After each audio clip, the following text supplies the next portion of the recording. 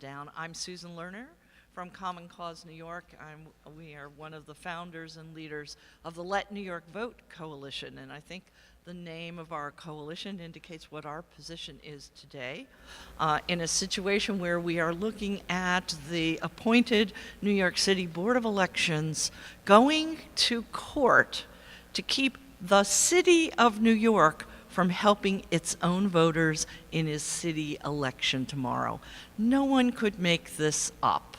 It is absolutely unimaginable that the people who are running our elections do not understand that their job is to help voters, and that they should be grateful for the assistance of New York City, which is the government for all New Yorkers. And they should happily accept the help that the city is giving them with additional translators in languages beyond the minimum required by the Voting Rights Act. So I'm very grateful to Borough President Eric Adams for inviting us inside to the wonderful space in Brooklyn Borough Hall. We are going to hear very briefly from each of our speakers today because I think we all want to get over to the courtroom across the way to hopefully hear the judge validate all of our right to vote with the assistance that we need. Borough President. Thank you so much, Susan. Thanks for all the organizations that are here to advocate on this such an important initiative. Anyone who moves around the borough of Brooklyn realize that 47% of this borough speaks a language other than English at home. And that inability to understand English does not stop when you reach the polling site. To not have interpreters there to assist in allowing a person to understand the ballot, understand how to navigate the process, what table to go to, how to communicate with the poll employees, that is another barrier to having the right to cast your ballot. We should be in the era of removing barriers, not including barriers. To use taxpayers' dollars and go into court to sue to prevent interpreters to be part of the process is really Trumpism at its highest level. We need to allow individuals to have every opportunity to identify the candidate he or she is voting for and to go to the ballot and cast his ballot in an appropriate fashion. We witnessed during the last election how the Board of Election appears to be using antiquated methods on how we vote, how we assist people, and how we ensure that the process is moving forward. This is an extension of that, and the judge must rule in the right direction to state that poll employees should be allowed to allow interpreters inside the polling site. And again, thank you. I want to thank all the advocates who are behind this important issue. Thank you, Borough President. My colleague Winnie Chen from the New York Immigration Coalition is, of course, stuck a bit on transit. So we're just going to move forward, and she'll join us as soon as she can. We have Phil Thompson from the Mayor's Office, who is the Deputy Mayor for Strategic Policy Initiatives, to speak briefly with us about the city's position. The city's position is very clear. We're going to fight to allow translators into the polling sites, and we're going to be in court in a few minutes making that case. And if we lose, we're still going to have translators outside of the polling sites, but they should be allowed inside. And we have trained the translators. They are nonpartisan. It's the same kind of training the Board of Elections does for its own staff that work at the polling sites. And there's simply no excuse for the Board of Elections position right now. There was one purpose for government and one purpose only. That is to protect the constitutional rights of the people. There is no other reason for government to exist. And in this country was founded on the idea that at one time, leading up to our Constitution in certain states, if you were Catholic, you could not vote. If you were Jewish, you could not vote. You had to be of a certain religion in order to vote. And our Constitution said, no, we're going to get rid of that. And this language issue is the same thing. If you're a citizen of this country, if you're qualified to vote, language should not be a barrier. our Constitution, our country was not set up to prevent people from going to the polls and exercising their right to choose the governments of their choice. So that's what this is about. It's a fundamental issue of democracy. New York has always been a multilingual city, and it's always been a welcoming city, and that's one of the symbols of democracy that people all over the world, when they think about the United States, when they think about New York City, this is one of the things that's a beacon for the whole world. So we're not going to give that up. And as the borough president said, we're fighting against a national trend in Washington which fundamentally contradicts the fundamental values of our nation, of our history, of our people. Thank you. Thank you. Thank you. We're going to hear from some of the advocates from affected communities. We're going to start with Patricia Yan from ALDEF's Democracy Program. Patricia also. Nope, she's here. Please, come on up, Patricia. Yes, hi. I'm speaking on behalf of the Asian American Legal Defense and Education Fund, ALDEF. ALDEF supports, thank you. ALDEF supports the efforts to assist limited English proficient voters in exercising their fundamental right to vote. ALDEF has fought for decades on behalf of these voters and will continue to do so. Many Asian American voters are limited English proficient. Some ethnic groups exceed 60% LEP. So ALDEF applauds the mayor's office for these efforts to assist voters and to increase civic participation and engagement. The New York City Board of Election should be working with community groups to assist these voters rather than making efforts to scuttle efforts to assist voters by the mayor's office. ALDEF will again be monitoring elections this Tuesday on Election Day, and will vehemently defend the rights of voters to be assisted by a person of their choice. And the right to vote is fundamental, and voters in New York City must be allowed to exercise this right and all fundamental rights guaranteed by the Federal Voting Rights Act of 1965. Thank you. Thank you, Patricia and ALDEF. We're going to hear from Avi Greenstein, who's the Executive Director of the Borough Park JCC. Thank you, Borough President, for hosting us, and thank you for the New York City Department of Immigrant Affairs under the leadership of Mayor de Blasio for making this effort and so many other efforts to work and to make every New Yorker feel at home and feel you are equal. And so when it came to my attention that the Board of Election is actually suing the city for this such common sense, that everyone understands is just common sense, it really baffled me. Think about the message that this sends to people everywhere, to people from all communities. The idea that the Board of Election will sue because to keep translators out. And what are these translators there for? To make people feel more welcome, to make people feel less intimidated, and to give people a feeling that your vote really counts, which is the basic, fundamental of what this great country is all about, people's right to vote and for everyone to be equal. So I stand here in full support, shoulder to shoulder with all the communities of this great city to send a clear message. We stand behind the city's efforts to place translators in the polling bases, in the polling sites, and we really hope that the court will make that decision today to give everyone that feeling of welcoming and being equal in this great city, and nobody should have to hear these types nobody should have to feel that they are unwelcome and they are unequal. So I thank you, everyone. Avi, sure. Will you tell us how do you say "Let New York vote" in Yiddish? Jeder eine soll können voten, jeder eine soll können voten, und jeder soll rausgehen voten, und sind wir alle, American citizens of this great city, and wir darf alle rausgehen voten morgen. Tomorrow is voting. Thank you. Schönen Dank. Okay, now we're going to hear from Jocelyn McCullough, who's the advocacy coordinator at the Haitian Americans United for Progress. Is she here with us? Okay. Ah, sorry. All right, wrong name. Well, that- So introduce yourself and do at the end let us know how we would say let New York vote in Haitian Creole. Absolutely. This is one of the wonders of New York City when somebody named Jocelyn McCalla can speak to you, and it also shows to a certain extent the difficulties that we have in order to sort of embrace everybody in New York City. We need to embrace anybody in New York City, and including people named Jocelyn, and we stand with you before you as a mayor.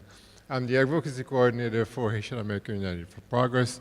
Let me say from the very beginning, bonjour, et Kembe Feb, Naboule. You haven't been to New York City if you don't know these words. And to a certain extent, part of what happens here is that when we have been living in this country and we become one of the largest immigrants groups in New York City, we definitely deserve the opportunity to ensure that every one of us who has become citizens in the United States has the opportunity to vote, and to vote with a clear understanding of what that vote is going to do.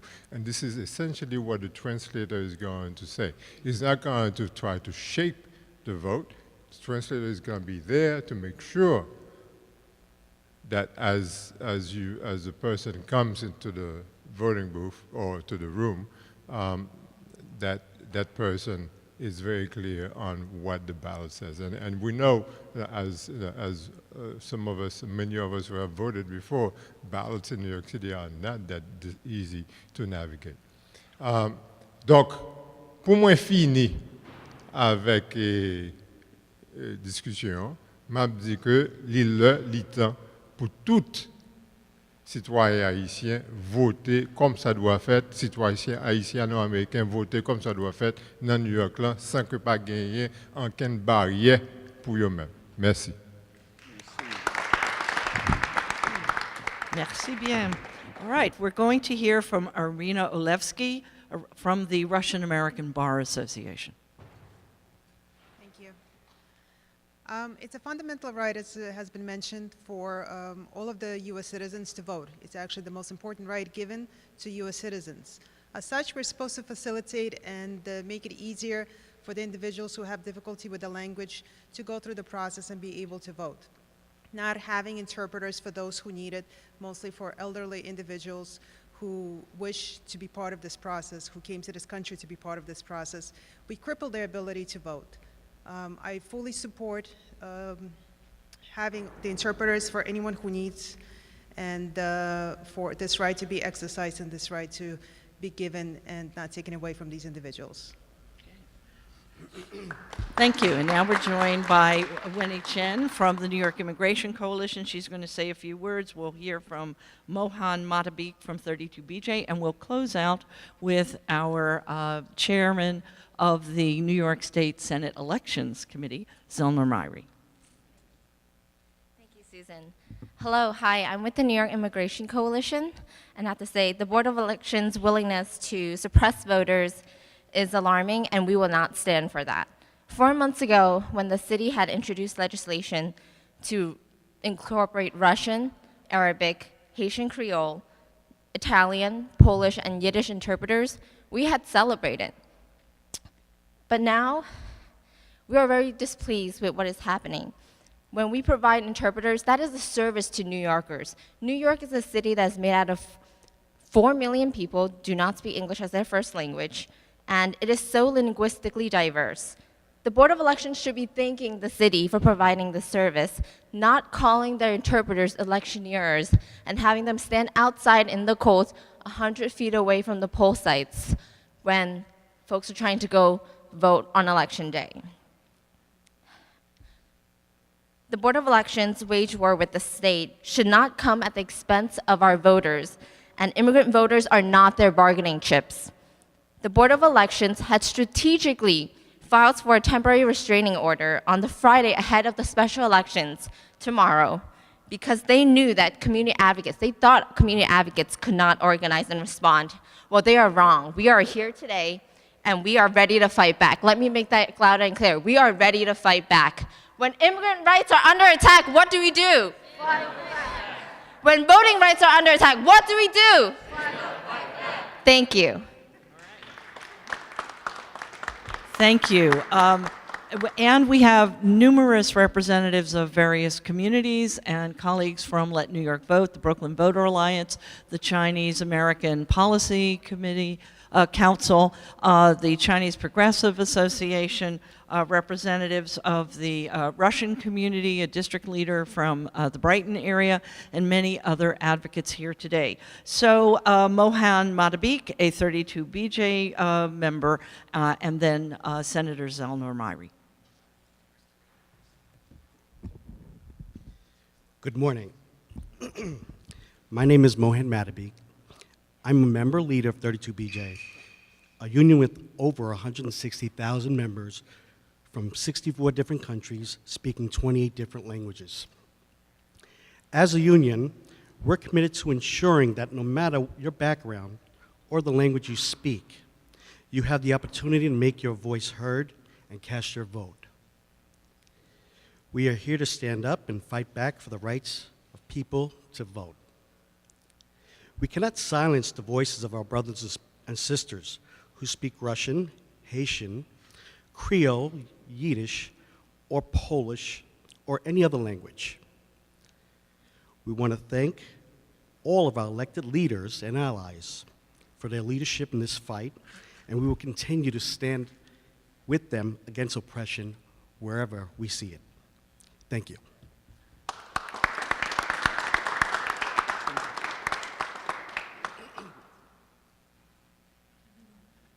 So we have various elected officials who are here with us today that I want to acknowledge. We've got City Council member Mark Traeger, who has introduced the bill.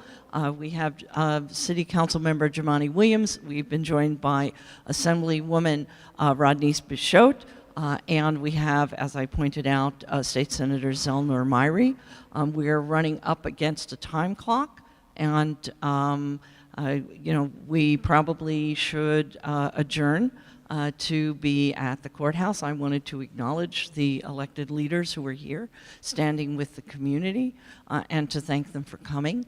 And let's all go see and show our support for the judge validating our rights to vote in whatever language we are most comfortable. Thank you.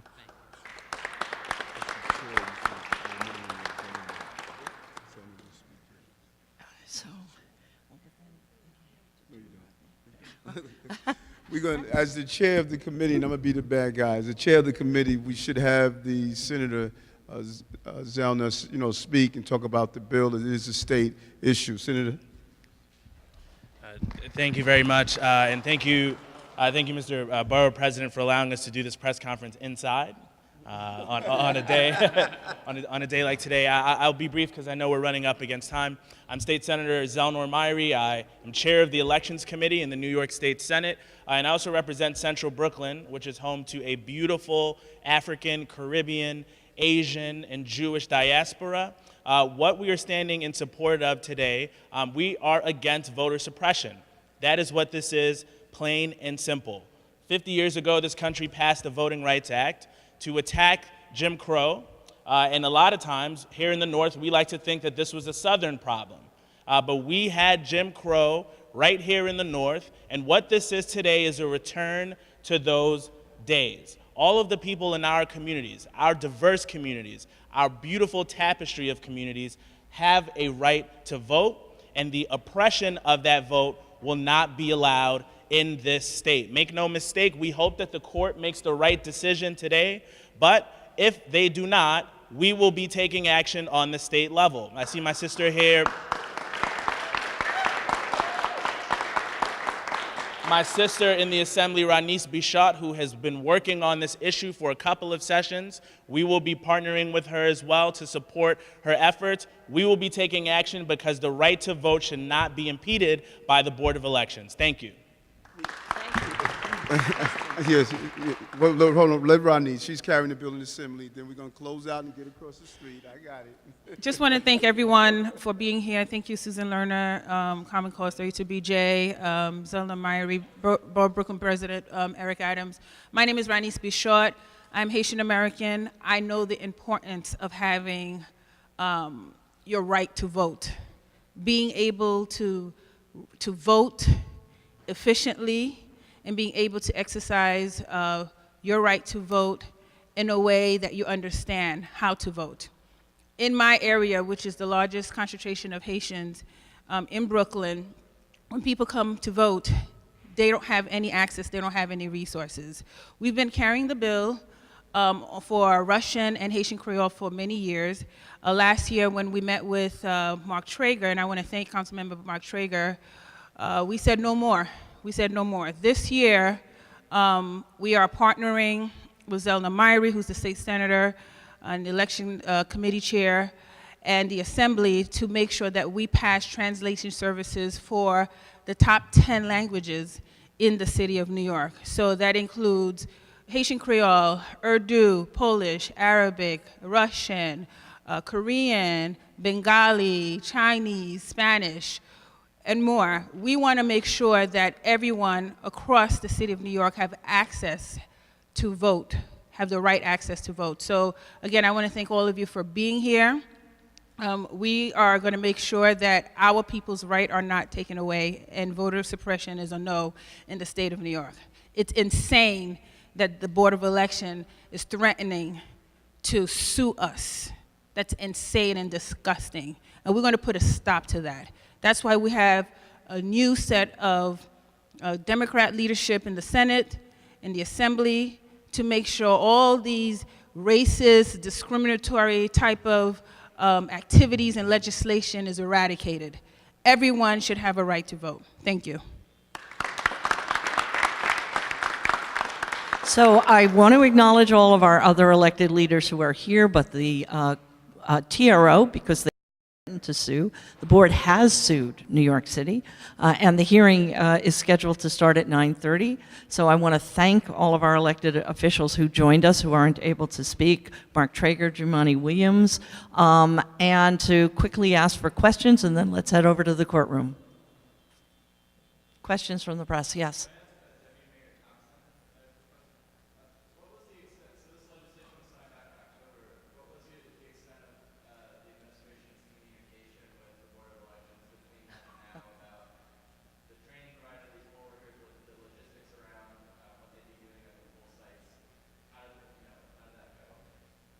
The Board of Elections is fully aware of the training there.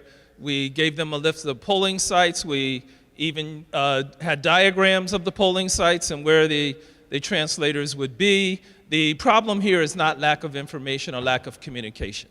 The problem is that the Board of Election doesn't seem to understand that we're a democracy.